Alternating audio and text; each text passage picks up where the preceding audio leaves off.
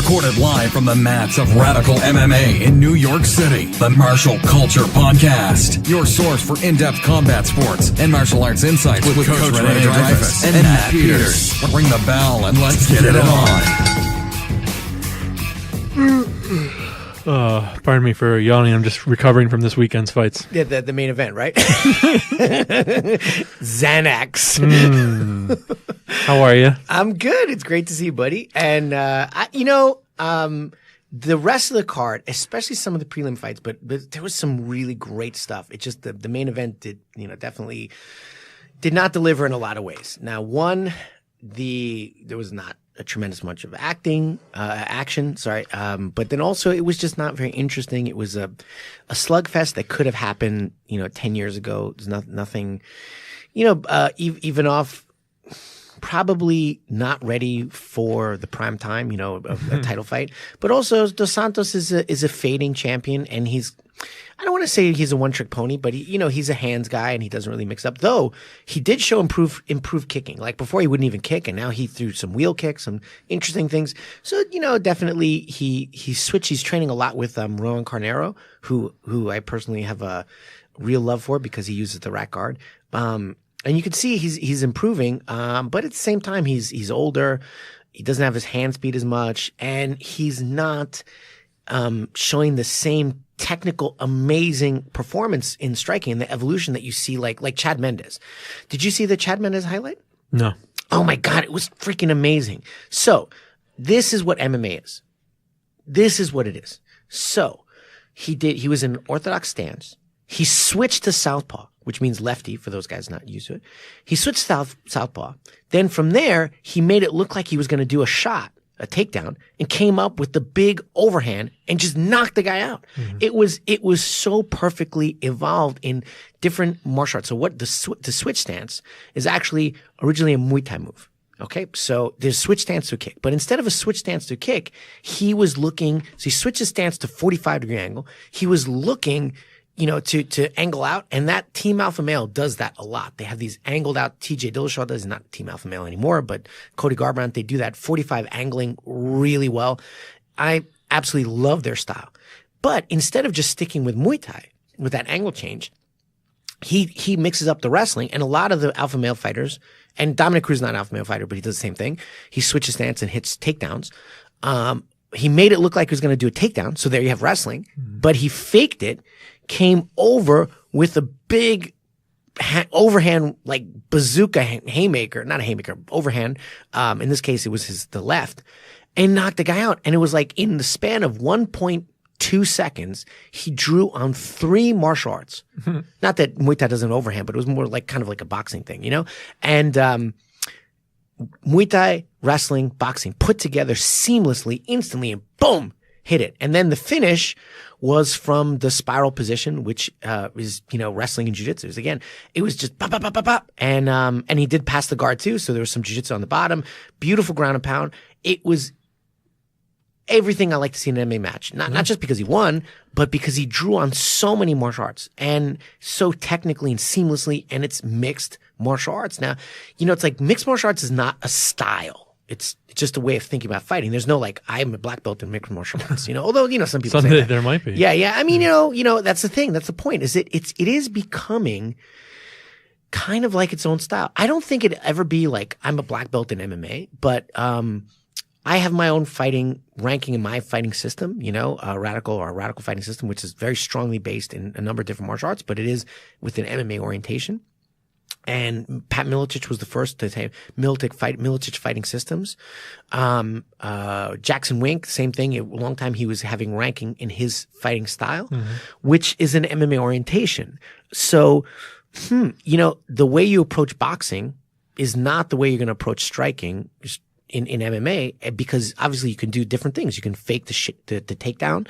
You can kick him in the leg and then punch him. You can sometimes grind your head against his head and hit an uppercut or neck, like Damian Cormier's dirty boxing. You can't hold the head and punch in boxing, but that's totally legal. So striking, just the punching element is different from boxing. The kicking element can be very different. Right now, the Janjira team, which is a Muay Thai team based out of Texas with Sexton Janjira, who is a an amazing master. He's the coach of Ryan Benoit, who's not up in the ranks really high in MMA right now, but he's really good. He took a fight on like 1 day notice the other day, a while ago, and won. And all of Sexton Jangir's guys are really good. And they're adopting and changing the way they do Muay Thai for MMA. And I've been honored to see some of their changes. We did a seminar with him, and you can see some of the way they kick is very different from the way you kick in Thai boxing, because it's like, look, it's a different sport. It's going to be different. And the same with jiu-jitsu. So it's nice to see that hybrid that like, okay, I'm going to mix this, and this. And that's exactly what the Junior Dos Santos fight was not.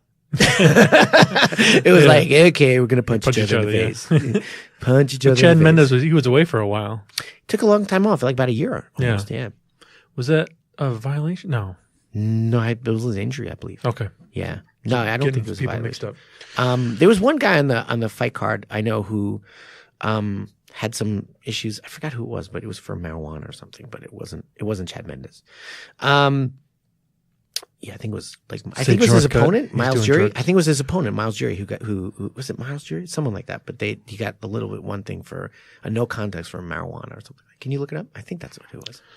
Let's see. Yeah. Just go on his fight record and yeah. But anyway, yeah, Miles Jury is no joke either. His opponent is really, really good. And Mendes just out techniqued him. It was just great. Now you saw it was also a night of wrestlers. You saw Kat Zingano and Dennis Bermudez and just hit some major slams. And that was the way Kat won her fight. She just won with slams. Unfortunately, Dennis Bermudez did not win, although that was like a weird one because a few people I knew scoring it. It was a tight fight.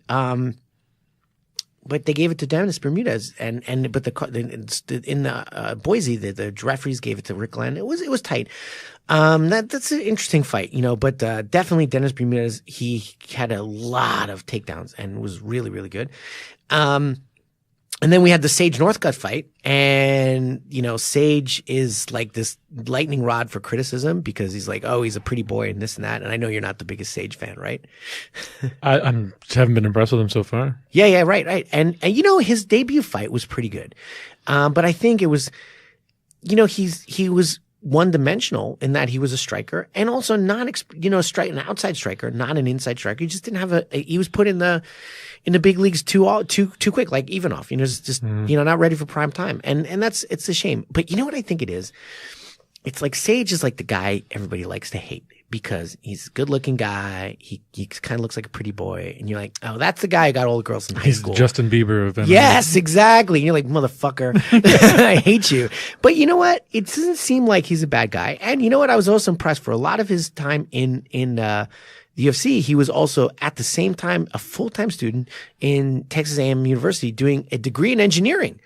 That is not easy. I mean, this guy's not no idiot. I respect that. And since he's taken a little break in his studies to focus, but give the guy a break. There are a lot of guys who aren't as good as him that don't get half the criticism. It's because he frosts his hair or something, it's just, he doesn't fit.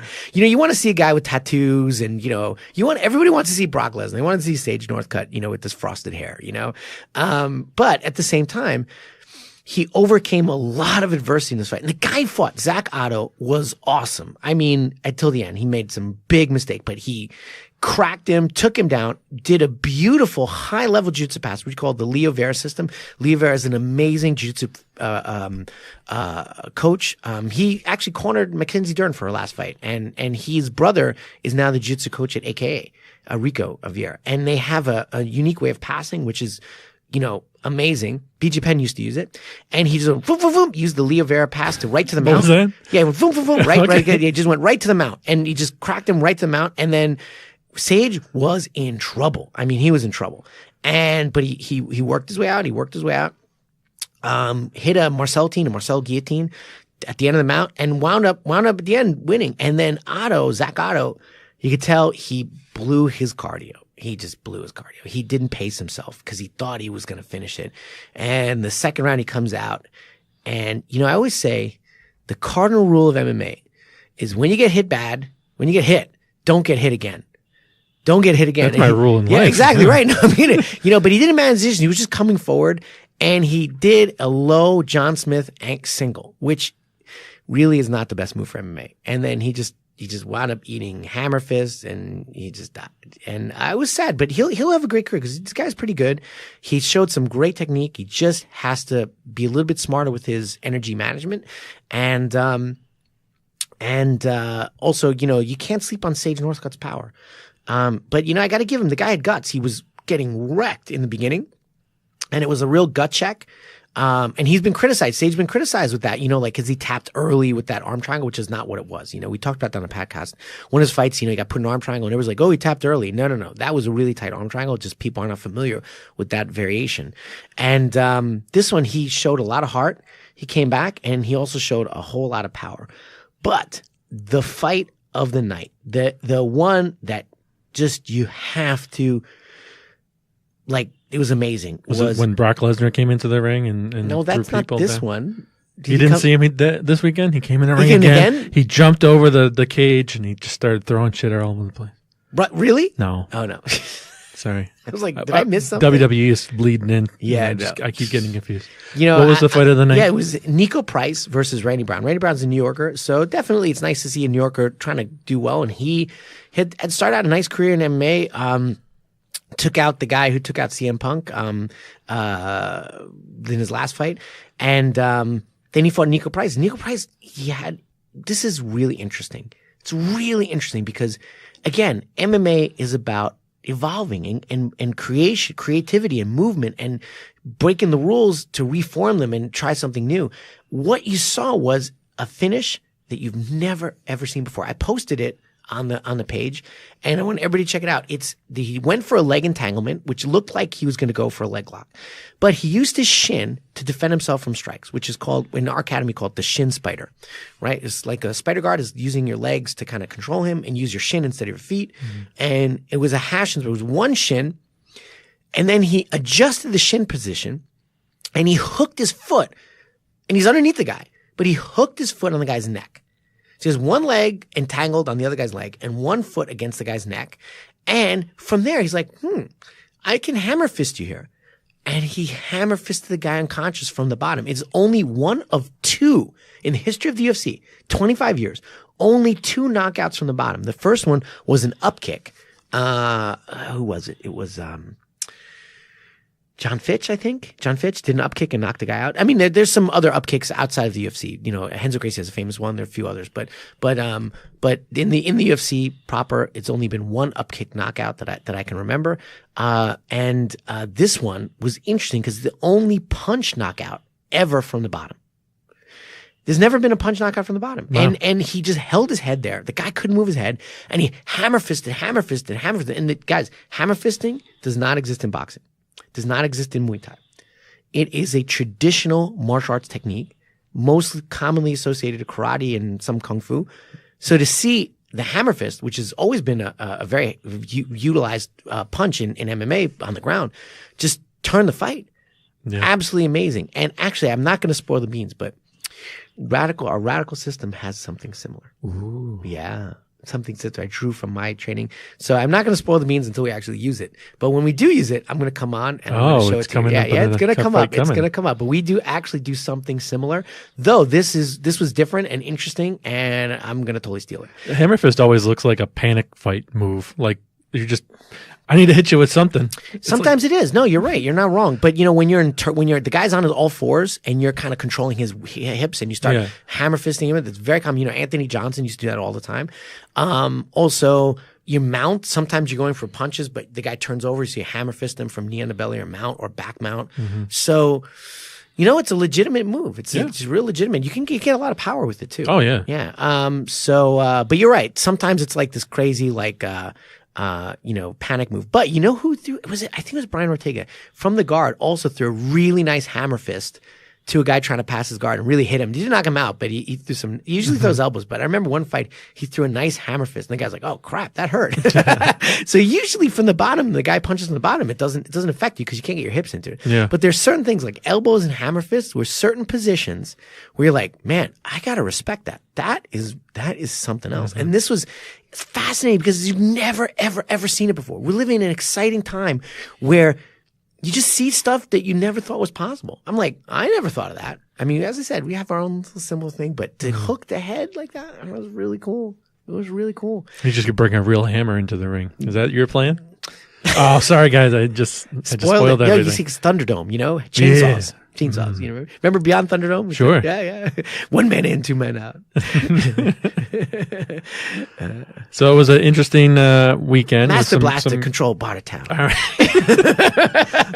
This has turned into a Mad Max podcast. Thank you to all the people who grew up in the 80s. Remember that one. We don't need another hero. See, keep going. No, I want to listen. All right. Sing it, go back. But again, the whole fight was like about interesting guard work. That was great guard work. And Sage got, stopped the major punishment, got good. Then Glenn, I told you about that Rick Glenn, Dennis Bermudez. The guy, he got a win. And yeah, it could have gone Dennis Bermudez. But what happened was he got taken down a lot. But he didn't get wrecked because he used the guard and he actually hit him from the bottom a few times, scored, got up. So, people say, oh, the guard doesn't work. Well, this is a great example of the guard, being used in interesting ways and evolving. The Marion Renault and Kat Zingano fight was another one. Zingano just slammed her over and over again. And, Marion Renault's guard was old school. It was good, but Zingano was ready for that, and she definitely got her strikes in. Now, that's not to say that Renault's guard was bad. Nobody's saying that, but it's a little old school, and there's a arms race in MMA now. There's an arm race. I learned something, then somebody else learns how to counter. I learned how to counter that, and she's like on the level 1 of that arms race, and a lot of fighters are on the level 3. And it seemed like Zingano was on the level 3. She's like, oh, you're going to do that old school guard? Well, I'm going to stop it this way. And she didn't really have an answer. She kept trying the same thing over again. It was good because she did stop the major punishment. And I'll tell you, this is interesting because if this were like a street fight, I think Renault would have been, in a better position because, there's a difference between a street fight and MMA. It's not a huge difference, but the difference is when somebody's assaulting you, if you can stop that damage, and just kind of stifle them, eventually they get tired and they can't back off. They back off, they lose. So obviously, Kat Zingano, a couple times when she's in trouble, she backed off and made the girl stand up. But it's like interesting. I'm like, yeah, this old school stuff still works. And if this were a self-defense scenario, Marion Renault would have been fine because the girl would have to continue and have to punch a little bit more. And, it's fine. But MMA has evolved a little bit more and like, okay, I'm up on that other level of technique. So you have to answer that level technique with another higher level. And that's what prize fighting is. It takes the level 1 is street fighting. The level 2, 3, 4 is that evolution of a prize fighter versus a prize fighter. And definitely great for self-defense too. But yeah, she needed to update her guard work a little bit more. And then, like I said, the other guy was just fantastic, real interesting. So it was an interesting card, some wonderful moments. And just the main card was just really a snooze fest and boring. But the undercard, and Khabib's brother, Khabib's cousin fought on the undercard. His Saeed Nurmagomedov, and he did well. It's funny. He's a totally different fighter than his cousin. He's much more striker, and he had a really nice striking win, and it was a good fight too. So his brother fought. His cousin, and that family has a whole lot of fighters in it. It seems so interesting. So that's my take on that the weekend's fights. All right. Yeah, you saw some of the highlights. Yeah, just the stuff the UFC puts out on YouTube, and Sage Northcutt doing jumping jacks and flipping around and being a weirdo. Being a weirdo. And Dos Santos looking like a meathead with getting his arm raised, but still looked like he got punched in the face 100 times. Yeah, they just kind of punched each other in the face. I would say Ivanov took more damage than Dos Santos did. But it wasn't a very tactical match. It was just like tough man kind of thing, That's not to say there wasn't technique there. And I don't want to talk down to Dos Santos because I really like him as a person. He's cool. He was a great champion. He's a great representative of the sport. But again, and he's getting better, but let's mix up, he likes what he does. And he does that. And it's hard to see. If you looked at a video of him 10 years ago, you'd be like, that's not so different. And that's a problem. Like we all have to understand the nature of the arms race. and you always have to bring more and more and more stuff to bear. And that's what makes MMA interesting. And why I like it, because it's always going for more efficiencies.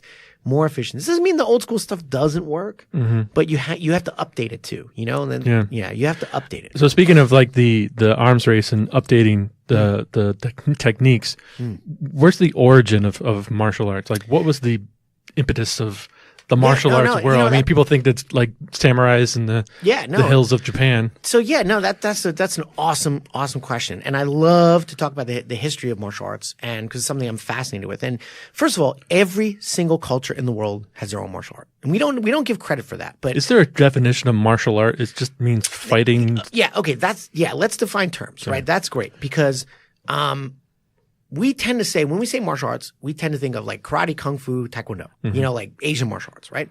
So let's talk about a approach to combat.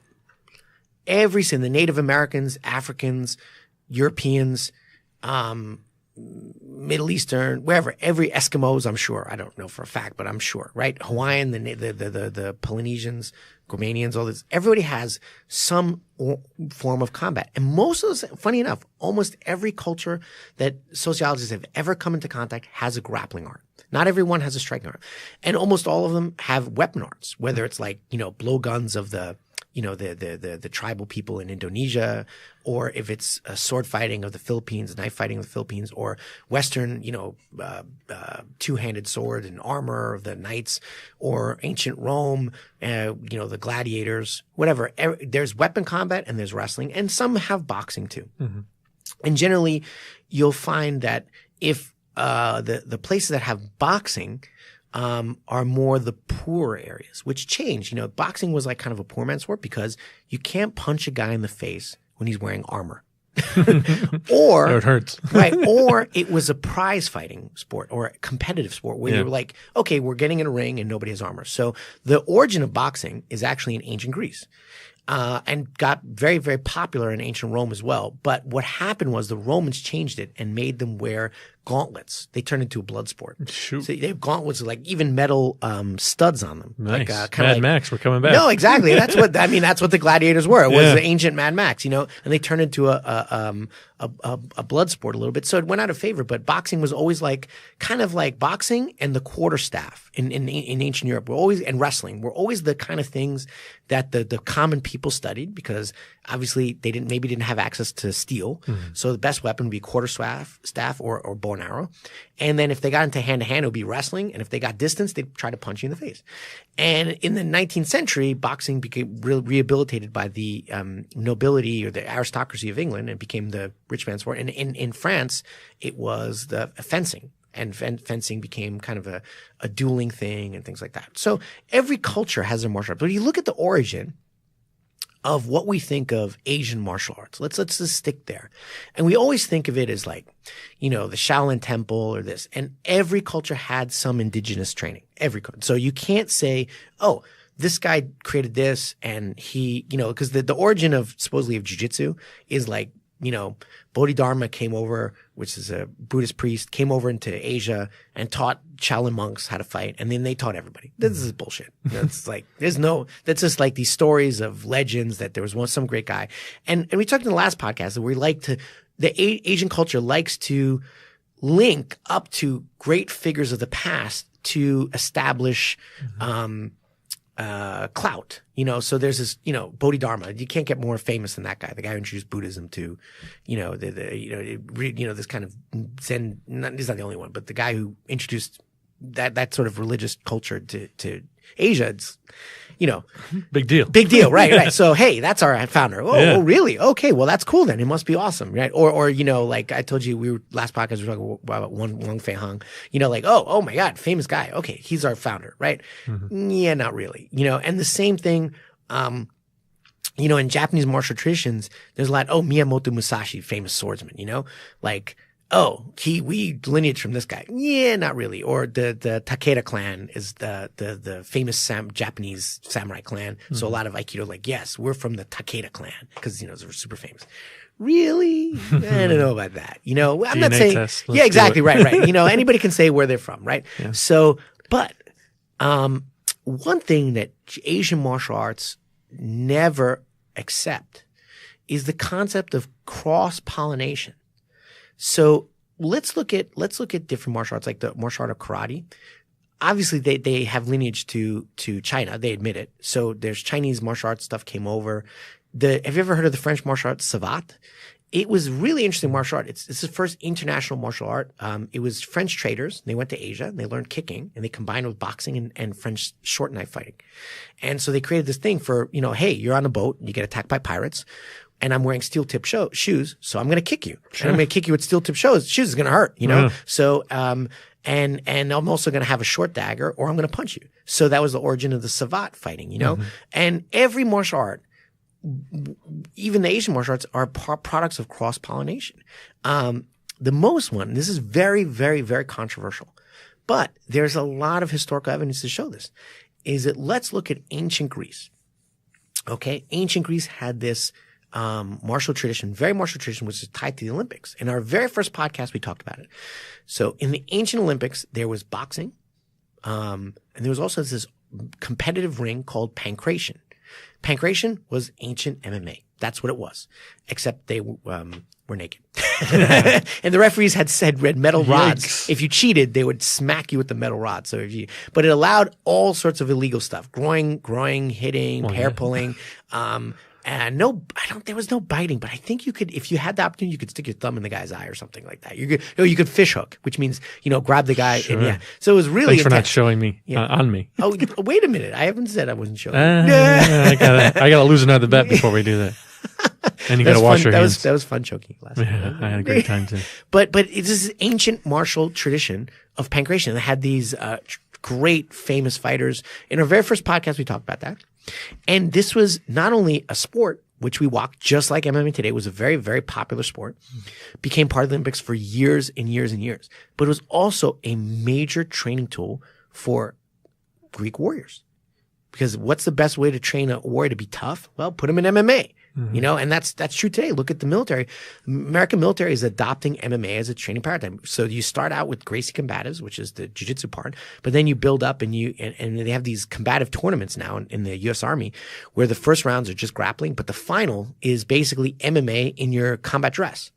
So, you wear the fatigues like but you can punch, you can kick, you can grab the clothing, and it's MMA in that. So the military today has shown that that's a really great way to train fighters for the stress of combat. Obviously, it is not the major goal. The major goal of the military is to, shoot people and work as a unit, but to develop that toughness and that, I'm going to be able, of one. Yeah. But the ability to handle yourself, there's no better training tool than MMA. And the Soviets always knew that. That's why Russian Sambo became developed in Soviet Union, and it became a training tool. Well, you take our Spetsnaz, our special forces, teach them Sambo, and they get tough. So ancient Greece had this pankration, thing. And Alexander the Great, famous who's Macedonian, who took over Greece and took over half the world, brought pankration to the Mideast. And wrestling. This is one of the reasons why the Mideast wrestling is huge. And it goes back to Alexander the Great. Everywhere Alexander was, Persia, which is now modern day Iran, is a huge wrestling culture. Yeah. Because they used to be part of that ancient Hellenic empire. But do you know how far Alexander the Great's empire spread? It's pretty far. All the way to India. Wow. Do you know what country has a huge history of wrestling? India? That's right.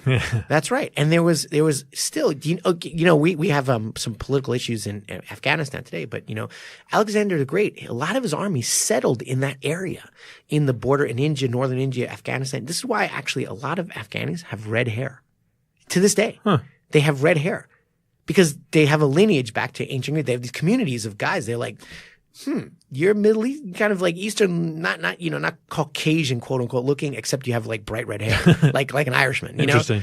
Because it goes back genetically, back to those colonies that, there's a Alexandria Ascetes, which is a famous city created by the Alexander the Great's, army, not far from the border in India. And there was absolutely historical proof of cross-pollination between ancient China, India, and all the way through into the Hellenic world. Wow. So pankration was, I believe, and a lot of people, was exported along this route and became something that everybody's like, oh, we'll do it like this. And I'm not saying the origin of Kung Fu was pankration. I'm not saying that. There's no proof. But to say that, oh, these Chinese guys created it on their own is probably not true either. Mm-hmm. You know, that you can say that a lot of origin of martial arts has been cross-pollination. And cross-pollination from, even in the ancient world, from east to west and west to east, was absolutely there. The Silk Road has existed for thousands of years. You know, you think that goes, hey, I do this wrestling technique like this. Oh, really? That works pretty well. So it's interesting. It's very controversial. No Asian master that I know even remotely accepts this. But if you look at pottery that's found in ancient Chinese, you know, archaeological digs, you know, very often includes things from far-flung cultures. You think they didn't exchange military tactics? They didn't exchange technology. They didn't exchange hand. There's an exchange of military technology for sure. That there's documented evidence of that. Mm-hmm. So you think they didn't say, hey, here's a double leg takedown. Not to say that they didn't have it before, but sure. But the concept of fighting, kicking. So I believe actually that a lot of Chinese martial art origin can be attributed to a cross-pollination between whatever indigenous fighting style the Chinese cultures had. Mm-hmm. And by Chinese, I mean the greater Chinese cultures. You know, that's not really good to say there's Han Chinese, there's the Mongols. Obviously, the Mongols have their indigenous wrestling tradition, which is amazing. But when you talk about, you look at Chinese Kung Fu, it's really interesting because while a lot of it is ineffective today, the concept is still mixed martial arts, meaning there's punching, there's kicking, there's wrestling, and there are joint locks. And not to the refined nature of modern Brazilian Jiu-Jitsu or modern Sambo, but there are joint locks. Mm-hmm. So you have every single element of fighting. Now, what happened? Why did they decrease in effectiveness? That's another story. But to see that there's always, every culture's always had their martial arts, but there is a linkage between the ancient Greco-Roman world and the ancient Sino, Japanese world. To say there was no linkage is not true. There's always been a cultural linkage, a cultural exchange. And to think, it doesn't take so much to think, whoa, they'll exchange martial techniques as well. Sure. And even Thai boxing, was influenced. This is much later, but Thai boxing was influenced by Western boxing, which is why they, used the ring eventually and boxing gloves. And, there's always cross pollination because like any good fighter, you see a move that works. You're like, why don't I do that? But the concept of mixing punching, kicking, and grappling has always existed in Chinese martial arts. And also, most people don't realize, but it's existed in Japanese karate, or I should say Okinawan karate as well. Now, Okinawan karate has oriented to much more toward punching, but that there is an element of throwing in every aspect. You look at this. This move here. This is actually a throw. Now, I've never met a karate guy from the traditional fighting element who's only trained karate, who's any good at throwing. I've never met them. Now, they suck. No, but it is in the martial art. Uh-huh. So now we're not talking about the martial art. We're talking about how you train the art. And that is totally different. How you train the art will determine how good you are at it. The art, that doesn't mean there's this art here. Then there's the way you absorb that and get good at it. Mm-hmm. And if the way you absorb that and get good at it is not good, you won't get good at it. And you see that today with fighters today. Look at the Dos Santos Ivanov fight. I think these guys are training in ways where they're not getting as good as they could be. They're not evolving as good. That doesn't mean that they're not MMA fighters. They are, but they're training. And what happens when Dos Santos teaches someone else? He may teach him his not so highly diverse approach to MMA. And then that just goes on. And think about it. Imagine if that was like 3,000 years ago without YouTube or anything like that. You're like, oh, well, my teacher's good at punching, so he's just teaching me punching. We lose this element. Oh, my teacher's good at kicking. We lose this element. But the origins was always free fighting because the physical world has not changed. Gravity still exists. We still have 2 arms and 2 legs. And if you're in a fight, you're going to use all of those tools. Yeah. So it's kind of interesting to see, you can see this link. One thing, I posted this a while ago, fascinating. An ancient sculpture in Indonesia showed a body triangle, which is considered to be a very modern move. And this sculpture was, like 1,000 years old. I forgot exactly how old it was, but it's really, really, really old. And he's doing a quote unquote modern technique. Wow. And I mean, it's really an ancient sculpture. It's not made up. It's, really, so you're like, whoa, how much did we forget? So it brings us to the question is there anything new under the sun? And that's a tough answer. How many ways can you twist your arm? Right, exactly. Right. It either bends this way or this way, right? Yeah. This way or this way, right? So is there any new technique? And the answer is, I don't know. I tend to think there are, but I think what really it is there's evolutions of what we already have, refinement. Combinations, right. The way you put it together evolves for sure. But to say that there's never been a leg lock in the history of humanity until 1930. Well, actually, that's patently false because there was one in judo. But let's say since 1890, it's false to say that. But there's detailed historical evidence of leg locks in Japanese jiu-jitsu. But so let's say there was never a leg lock in ancient Greece. Really? I mean, nobody said, "Oh, I can bend the arm this way, so why don't I bend the leg that way?" No. That doesn't make sense. Hey, I can bend your arm, so why don't I bend your leg? Oh, why don't I bend your neck crank? Okay, why don't I choke you out? Oh, why don't I, break your spine? Huh. They don't have to be rocket scientists to think that. This wasn't written records or videotape right. of it, Exactly. That's like how there was no, it's just oral tradition. Yeah. And not every fighter, this goes through today, is a good teacher. And also, and this is what I talk about. We said this in one podcast that how martial arts can be destroyed by disasters like the Battle of Okinawa in World War II decimated the karate population or the martial artist population in Okinawa. It just did. So if you were a fighter, you believed in your country, which I guess most people did back then in Japan, and obviously the Japanese empire was not doing good things. But, if you were inside the empire, probably you weren't privy to that knowledge. You joined the army and then you got killed. Sign me up. Sign me up, right? You got killed. So the population, and I know Masters told me this when I was living in Japan, the population of very skilled martial artists went from here, and I'm holding my arms very, very wide, to here. Because they all got killed in the devastation of warfare in the 20th century. So then what's left? And there's a great podcast interview with a Chinese martial artist, and he said the same thing happened in China in the 19th century and the 18th century. There's so much turmoil that just lots of people died. And the remnant, there was no oral tradition. There's only oral tradition. There's no written tradition. Most people are illiterate. So you're dealing with guys who can't read and video. Yeah, you're just starting over. Right. So things get lost. Maybe people are doing flying triangles in ancient Greece, or whatever.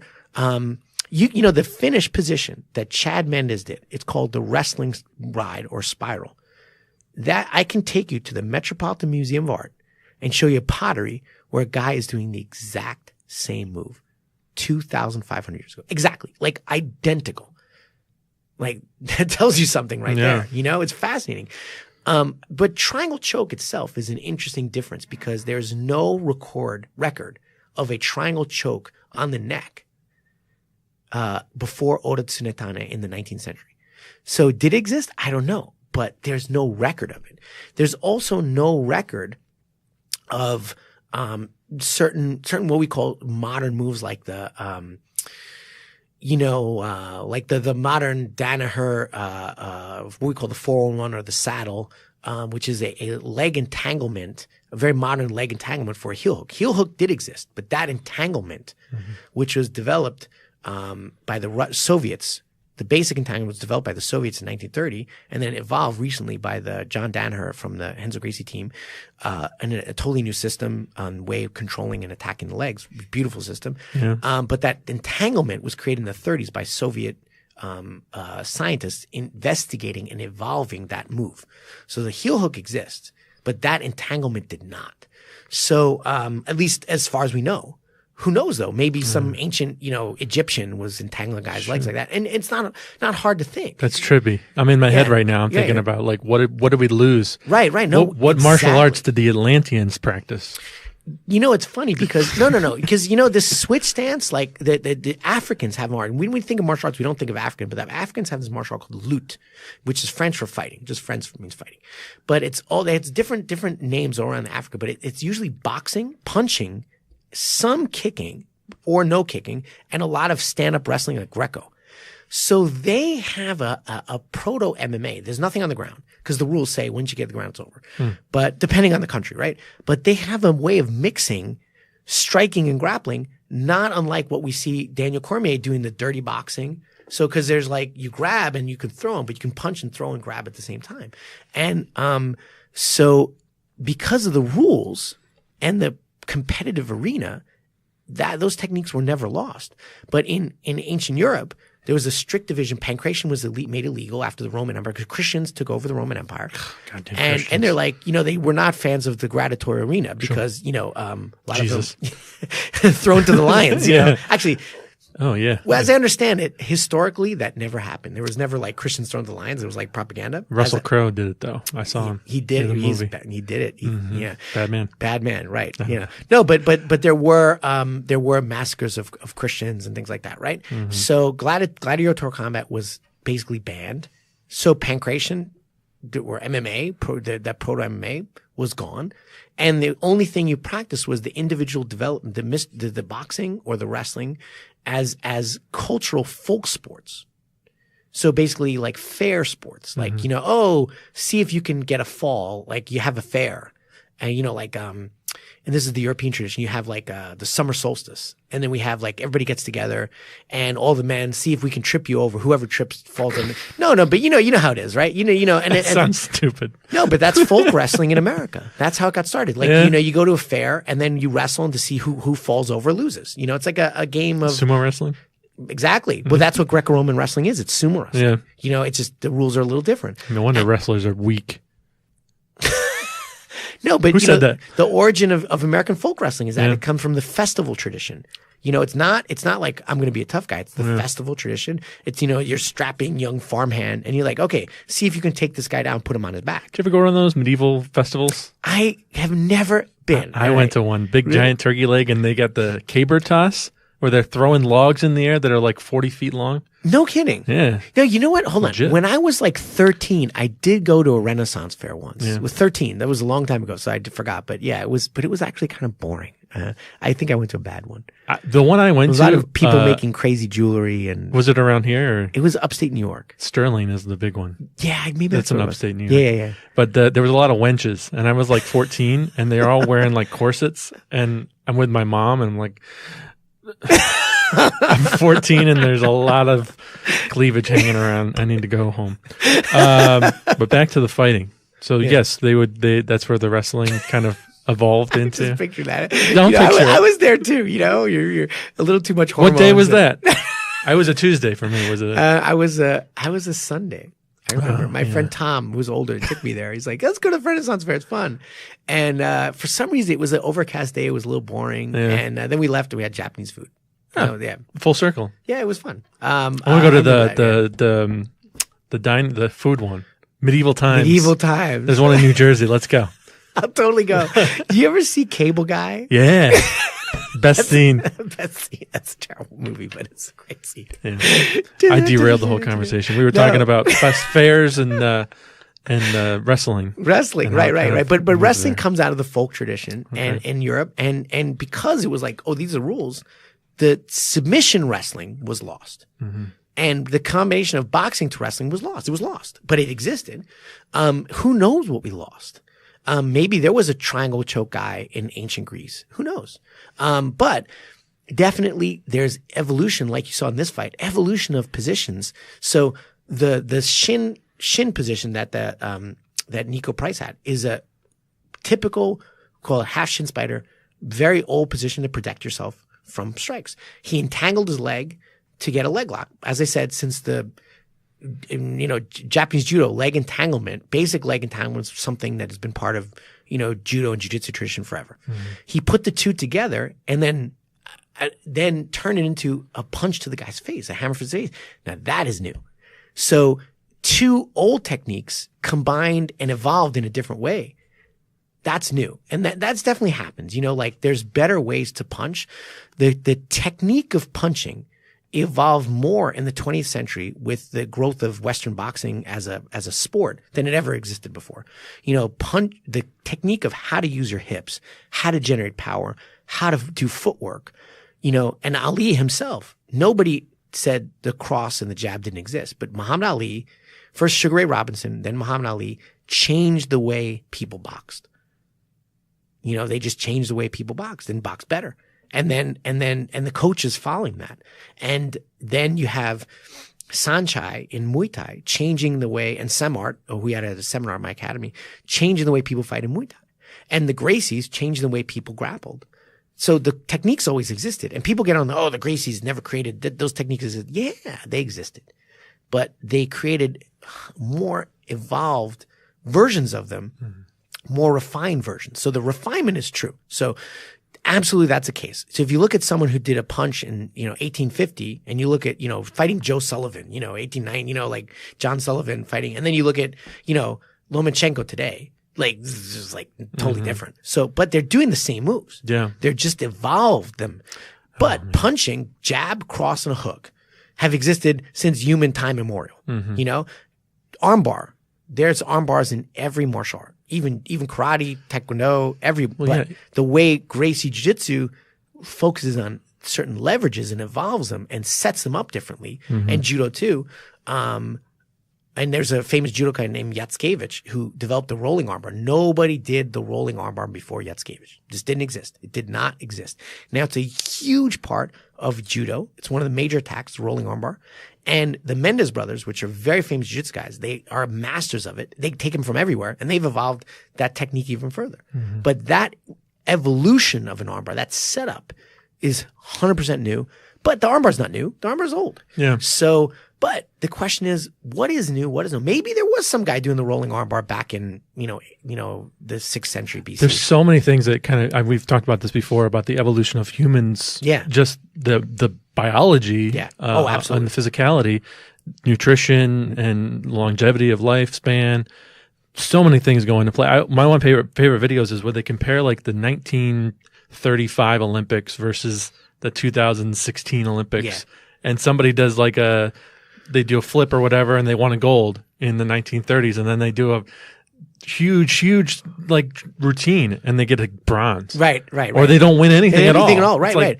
The fastest runner of 1920 wouldn't even make the top 50 today. Yeah. But they're still running. Yes. Yeah. So it's the same flip. It's just the guy does it better, they right? Just do it a little bit differently. And so that's the question is, okay, the flip existed, but now you're training it better and better and better and better, more refined and more scientific.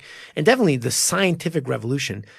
This is one reason why the Gracies are so good and the judo guys are so good and the Sambo scientists, they said, okay, we're going to take the Western scientific method, not the Asian, my teacher taught me this, so I will do this. But the Western scientific method, and be okay with removing things that were not as efficient and replacing them with more efficient approaches. So, I don't know if you've ever seen a karate class. They go like this, one hand on the hip, and they punch like this. And that's to teach rotation. This is not a fighting move. You should never hold your hand by your hip. So what I'm doing people can't see the video is, if you've ever seen a kid's karate class, one person, you hold your right hand by your hip, your left hand is punching out, and you switch hip, punch, hip, punch. That is not. Is that why the guy on the train laughed at me when I tried to fight him like that? No, it didn't ever happen. But that is a drill to teach you how to turn your hips. Now, guess what? Boxing has a better drill where you just focus on your shoulders and turn your feet. So there's a better way to drill that. Now it's the same punch, but they're teaching you how to apply it better. Where here, boom, boom, boom, moving your hips, focusing on your toe and your footwork and how you're drilling your toe into the floor and pivoting on your toe. I was taught to pretend I'm putting out a cigarette. Exactly. Right. Exactly. That's what I'm talking about. Work in a kid's class though. Pretend you're putting out a cigarette. Hey, kids. Everybody smoke a cigarette, throw it on the ground. It's funny because I just had that exact thing where I'm talking to I'm like, hey, you ever put out a cigarette? The guy's like, no, I don't smoke. I don't hang around smokers. I'm like, okay. You ever kill a spider and then that's good. I'm going to use that one. You ever smush a bug? Yeah. But probably he's like some, Jain or something. Jains, they can't kill insects there. It's a religion from India. That's a religion? Yeah, called Jains? Jainism, yes. It's a not so dissimilar. They're going to get mad at me, but not so dissimilar from the Hindu tradition. I don't know the details, but they don't believe in killing any life. So they're strict vegetarians. And, do they not shower? No, I don't. They shower. Yes, because the bacteria is alive, and they kill the bacteria. I don't think they go that far. Bacteria is okay. All right. Yeah, but I actually there was an Indian restaurant near where I used to live, and it was run by Jains. It was totally 100% vegetarian, and really wonderful people, and very peaceful, pacifist oriented. Just a great culture, great thing. So I've never heard of that though. That's Jainism, interesting. yes, it's a very old religion, extremely old. And they're 100%. They will not kill even an insect. If an insect is biting them, they will allow it to bite them. Even if it kills them. If the insect had malaria, I guess it would. Yeah. I mean, I think they're allowed to brush it off, but they're not allowed to kill it. But they also, you know what? I don't know, but I think somebody had told me this is, that they wear certain things to stop that from the insect from getting to them in the first place, kind of thing. Like, this is a complicated yeah. rabbit hole. Yeah. Please send all hate mail to Renee. I have a friend who is he's a scholar on Indian religions. You should have him in and we'll talk about that. But because I am not qualified to speak on this. I just had a friend who was a Jain, so I'm intensely curious about Indian religions. Yeah, no, and definitely. It's interesting because some of the wonderful meditative knowledge that developed in those traditions are applicable to the peak performance moments we have today. So how to control breathing. I was telling one of my students recently, the breath control, has a tremendous amount of control over your mental state. Mm-hmm. And some of the pranayama breathing, ancient Indian breathing is very important to improve your performance today, and everybody understands that. Just like when you want to punch, you can't hold your breath. You'll never punch properly or do anything properly, and you hold your breath. You have to breathe out. The way you make that noise when you... Yeah, exactly. Yeah. That's why Japanese fighters, karate fighters, kiai, for many reasons, but also, and Thai fighters go, tsa, tsa, and when you breathe out, you are more efficient in your movement. Mm-hmm. If you look at Latin, they understand this. The word exhale was obviously come from Latin root. Execute. Now, not execute a person, but execute something, to do something. The reason their roots are the same is because there's a commonality. Execute, exhale. You can't do anything if you hold your breath. You can't. You try and move holding your breath. You can't do anything, right? So the idea of executing a movement, doing a movement, has to involve exhale, going outwards, and theoretically, the language reflects that understanding. So that's why those words sound the same. Interesting. Yeah. There's the podcast breathing technique. Try not to breathe into the microphone. All right, we're not going to do it because people will turn it off. That's my Vader impression. You like it? I always, whenever somebody comes in here, they're new and like, here's how you breathe when you're doing a podcast. Move away from the whole thing. You never taught me that. Oh, you're a professional. You know how to do it. I don't know. Well, thank you. I appreciate it. Maybe I'm just a quick study. You're good at breathing. But you've done good breathing over the last. Do you want to hear my Darth Vader impression again? Yeah, I kind of talked over it. That's pretty good, right? That's Darth Vader smoking Pall Malls. Put out the cigarette, Darth. You are my son. I'm your father. So I messed it up. Sorry. Somebody's my dad. Where are you, Dad? Suddenly, this podcast really derailed. It went from sort of high-level intellectual conversation. That's how it always happens. I ruin everything. No. It's a good balance. Well, we've reached the end of our time. We've reached the end of our time together? We've reached our end of our time. Yeah. We don't get to see each other for another week. Well, but it's interesting, just to finish up, to look at the cross-pollination. There's always been cross-pollination of martial arts. And to say that there's this ancient tradition from this famous person in China or Japan is not true. There's always been cross-pollination. Mm-hmm. And that's what makes us great. And, that's what I love to see in MMA is what Chad Mendes did, which was crossing over the styles. And Bruce Lee always said, what I'm trying to do is to dissolve erase the divisions between styles. And, I think that's what every martial arts in time immemorial did. We try to erase, but then, over time things got forgotten or not taught, or like I said, many of the high level practitioners were killed. Mm-hmm. But, it's an interesting thing. And there's a great book, about pancreation. I'll bring it in. We can talk about it more, but it actually, I'll post it, but it actually has, pictures from all over the Greco-Roman world, from Persia, Greece, ancient Egypt, everywhere, showing all the techniques of pretty much modern MMA. So double leg takedown, single leg takedown, arm locks. And it's literally, you see the engravings on stone, and there's no doubt this is what they're doing. It's a fascinating book. You know what? I'm gonna bring it in and show it to you. We can continue this conversation. I didn't bring it today, but pancreation it's a very, very interesting martial art, and there's some people actually trying to recreate it. That concept, with pants, please. Yeah, with pants, yes, please, for the children. I'm really glad that you said that book has pictures, because I don't know how to read. It is just for you. So, real quick before we wrap up, Brendan Schaub and Dana White had a little argument on Twitter, and Brendan Schaub's podcast has done increasingly much better. So Dana White, what was it about? I hate you. Brendan Schaub was giving some advice to some fighter on Twitter, and then Dana White said, "Don't take the advice from some guy that went 6-5 in UFC. The only thing he can teach you how to do is to get KO'd." Can I interrupt? Please. The book is The Martial Arts of Ancient Greece. Martial Arts of Ancient Greece. And the author is Kostas Dervenis. Kostas Dervenis. Yes. And it's really, really good book. And it was just fascinating. And just to see the ancient, you could see almost every modern technique that he really gets this is a freeze from ancient Egypt, 250 BC, and they're doing a rear naked choke. Very cool. Or an armbar or whatever. Yeah. So it's a fantastic book.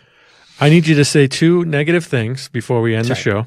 Oh yeah, I interrupted. I interrupted. I need you to say 1 negative thing about Dana White. I don't really have anything to say bad about Dana White. Maybe you should pay the fighters a little bit more. That's you know what? It's tough. This is 1 negative thing, Renee. Come on. You know what? I think this is the thing. I don't think it's him. I think it's the new owners. They are embracing WWE sideshow tactics more than they used to. And he's definitely like, okay, I'm a company man and on board with that. And, having Brock Lesnar, fight, or having, a Conor McGregor being a poster child, having this, it does a disservice to the martial art tradition. Yes, drama sells, but They're trying to create drama right now. Yeah, right. But Dana White, you're a bald-headed nitwit that doesn't know how to run a business. Come on the podcast. He definitely knows how to run a business. Yeah, and he, single-handedly rescued the UFC. He did a great job. Amazing. But he's a dork. And I need you to say something negative and positive about Damian Maia. Damian Maia, one of the best sport grapplers to ever live, and also a great human being. Needs to get his hips in on a shot. But you know what?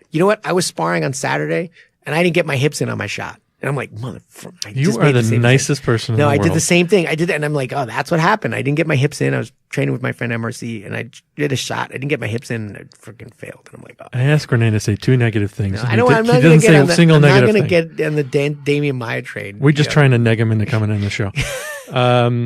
He's awesome. He just needs to get his hips in on the shot and evolve more. All right. Stop being a jerk, Damian Maia. Nope. Get your shit together. Conor McGregor still not in jail. Update on that. And we're going to see you next week. We're trying to get a guest in the studio. Yeah, talk about the history of Muay Thai and Luta Livre in Brazil. Very cool. Very cool. So please rate, subscribe, share, and that's all you got to do. Do it for us. And then your friend's podcast, I want to plug that again. The Must Triumph. Must Triumph, yes. And get him on the phone. Is he ever available during this time of day? I don't know. He's usually training. Oh, no, fancy guy. He trains with Cobrinha, which is a jiu-jitsu coach in LA, and he does the afternoon classes. He put you on his podcast. Have you called him? No. He doesn't have people on his podcast. He does the more inspiration. He has a new one on Theodore Roosevelt, which is great. Big Really boxer. good. And jiu-jitsu fighter. He used to First fight, American judo black belt. Actually, given posthumously. But He fought first cougars in the hills of California. You mean old ladies who are cute? No. See, I got a joke. You got me. Thanks, everybody. We'll see you next week. Bye-bye.